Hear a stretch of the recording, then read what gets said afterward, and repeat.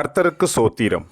இன்றைய வேத வசனம் 101 சங்கீதம் 6 தேசத்தில் உண்மையானவர்கள் என்னோடே வாசம் பண்ணும்படி என் கண்கள் அவர்கள் மேல் நோக்கமாயிருக்கும். உத்தமமான வழியில் நடக்கிறவன் என்னை சேவிப்பான். ஆமென். 101 சங்கீதம் 6 தேசத்திலே உண்மையானவர்கள் என்னோடே வாசம் பண்ணும்படி என் கண்கள் அவர்கள் மேல் நோக்கமாயிருக்கும். உத்தமமான வழியில் நடக்கிறவன் என்னை சேவிப்பான். ஆமென். கர்த்தர் உங்களை ஆசீர்வதிப்பாராக, உங்களோடு கூட இருப்பாராக. ஆமென்.